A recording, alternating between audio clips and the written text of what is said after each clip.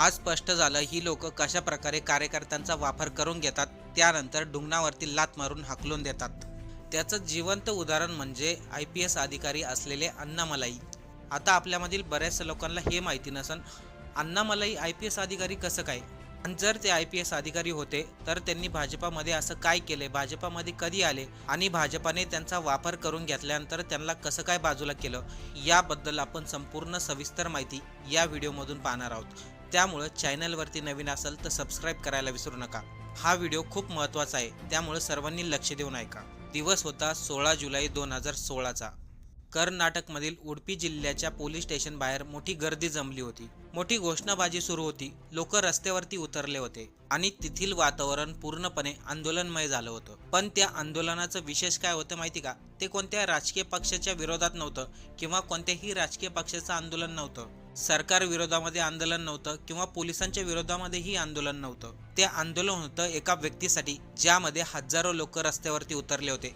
त्यांची एकच मागणी होती, IPS अधिकारी असलेले अण्णामलाई यांची बदली तात्काळ रद्द करावी। तेथील लोकांचं म्हणणं होतं, आम्हाला अण्णामलाई सारखा अधिकारी हवाय, असे अधिकारी वारंवार जन्माला येत नाहीत। लोकांच्या तोंडामधून एखाद्या IPS अधिकाऱ्याबद्दल अशा प्रतिक्रिया ऐकायला मिळणं हे फार दुर्मिळ आहे। म्हणजे विचार करा, अण्णामलाई IPS अधिकारी असताना नक्कीच त्यांनी लोकांच्या हितेसाठी सेवा केली असावी। आपल्या देशामध्ये अनेकदा अधिकारी बदलले जातात, बदली होतात, नवीन अधिकारी येतात, जुने अधिकारी निघून जातात। सामान्य जनता एखाद्या IPS अधिकारीसाठी रस्त्यावरती उतरते हे क्वचित पाहायला मिळतं।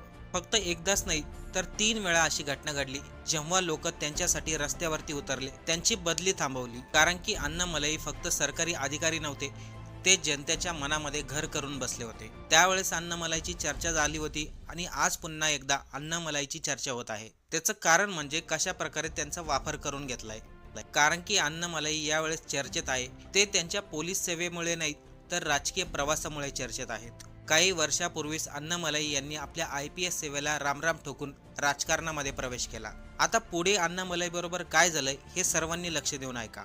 अण्णामलाईने सर्वात अगोदर भारतीय जनता पार्टीमध्ये प्रवेश केला। तमिळनाडूमध्ये भाजपचा चेहरा म्हणून त्यांचं नाव पुढे करण्यात आलं। आजही अनेक लोक म्हणतात, तमिळनाडूमध्ये भाजपला जी ओळख निर्माण करून दिली त्यामध्ये अण्णामलाईचा मोठा वाटा आहे। पण आता अण्णामलाईने त्याच भाजप पक्षाला रामराम केला आहे। ही घटना आपल्याला साधी वाटत असेल, पण राजकारणाच्या दृष्टीने खूप मोठी घटना आहे। ती कसं काय ते पण समजून घ्या।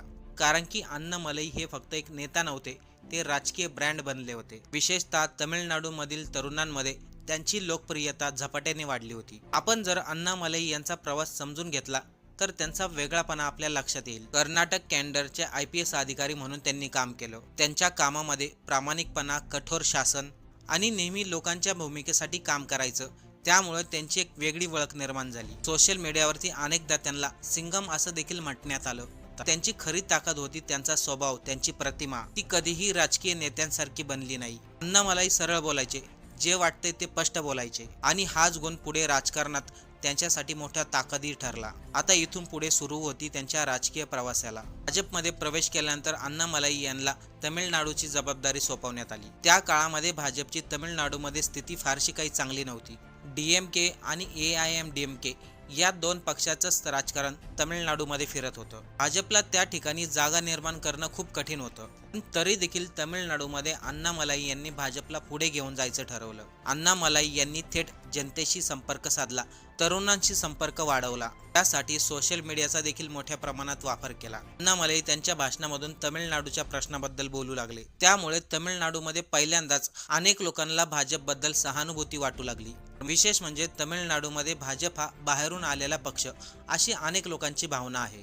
ते फक्त हिंदी, उत्तर संस्कृती आणि राष्ट्रीय राजकारणाशी जोडलेला पक्ष यांचीच तिथे प्रतिमा आहे। एवढ्या कठीण परिस्थितीमध्ये देखील अण्णामलाई यांनी तमिळनाडूला अस्मितेशी जोडण्याचा प्रयत्न केला। त्या काळामध्ये अण्णामलाईची लोकप्रियता तमिळनाडूमध्ये प्रचंड प्रमाणामध्ये वाढली। अनेक लोक त्यांच्याकडे मुख्यमंत्रीही म्हणून पाहू लागले। भविष्यामध्ये भाजपची सत्ता येणार आणि त्यावेळेस अण्णामलाई मुख्यमंत्री होणार। एकीकडे लोकप्रियता वाढत होती आणि दुसरीकडे संघर्ष चालू होता। भाजपच्या केंद्रीय नेतृत्वाला तमिळनाडूमध्ये विस्तार करायचा होता। त्यासाठी भाजपने तमिळनाडूमध्ये जुना पक्ष असलेला AIMDMK यांच्यासोबत युती करायचं ठरवलं। पण हा निर्णय मात्र अण्णामलाईला आवडला नाही. अण्णामलाईंच्या या निर्णयावरती कारणही तसंच होतं. 2024ला जी लोकसभेची निवडणूक झाली त्या निवडणुकीच्या अगोदर अण्णामलाई यांनी AIMDMK या पक्षाच्या प्रमुखाबद्दल एक वक्तव्य केलं होतं. त्यामुळे संपूर्ण पक्षामध्ये नाराजी पसरली होती. त्यांचं म्हणणं होतं अण्णामलाई यांनी माफी मागावी, पण त्यांनी माफी मागण्यास नकार दिला. त्यामुळे भाजप आणि AIMDMK यांची दोघांची युती होऊ शकली नाही. लोकसभा निवडणुकीमध्ये दोन्ही पक्ष वेगवेगळे लढले, पण त्याचा फायदा AIMDMK पक्षाला तर झाला, पण भाजप पक्षाला काहीही झाला नाही. आणि आत्ता 2026ला ज्या विधानसभेच्या निवडणुका झाल्यात त्या दरम्यान भाजपने पुन्हा एकदा AIMDMK पक्षासोबत जवळकी वाढवायला सुरुवात केली. या सर्वांमध्ये मोठी अडचण होती ती म्हणजे अण्णामलाई यांची. त्यामुळे भाजपने त्यांना प्रदेश अध्यक्ष पदावरून हटवलं.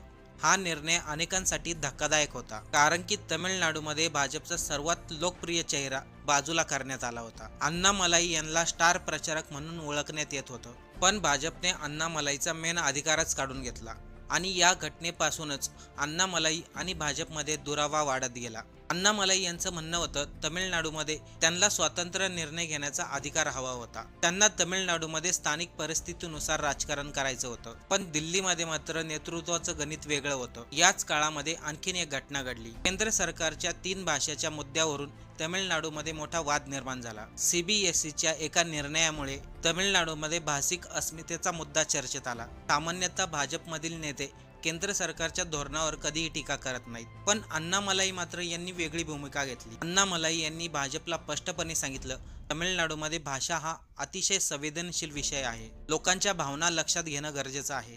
अण्णामलाईची ही भूमिका दिल्लीमधील फारशा नेत्यांना पसंत पडली नाही. त्यावेळेस अण्णामलाई यांना समजलं, भाजपमध्ये आपल्या म्हणण्याला कोणीही फारसं महत्त्व देत नाही आणि पक्षामध्ये फक्त त्यांचा वापर करून घेतला गेला असेल तर पुढे भविष्य काय. याच दरम्यान लोकप्रिय अभिनेता विजय थलपती हे राजकारणामध्ये सक्रिय झाले. विजय थलपती आणि त्यांच्या पक्षाने तरुणांना आकर्षित तर केलंच, तसेच तेथील नागरिकांना देखील आकर्षित केलं. विजय यांच्या सभेला मोठी गर्दी होऊ लागली, लोकप्रियता वाढू लागली आणि तेव्हापासून तमिळनाडूच्या राजकारणामध्ये एक नवा पर्याय निर्माण होऊ लागला. अशा परिस्थितीमध्ये भाजपला अण्णामलाई सारख्या लोकप्रिय चेहऱ्याची गरज होती, पण भाजपने काय केलं, त्यांना महत्त्वच दिलं नाही. त्यामुळे समर्थकांमध्ये मोठी नाराजी पसरली. तेव्हापासून चर्चा सुरू झाली, अण्णामलाई यांनी चुकीचा पक्ष निवडला. जर त्यांनी स्वतःचा पक्ष काढला असता तर त्यांना जास्त फायदा झाला असता, कारण की त्यांच्याकडे वैयक्तिक लोकप्रियता होती, तरुणांमध्ये त्यांचं आकर्षण आहे.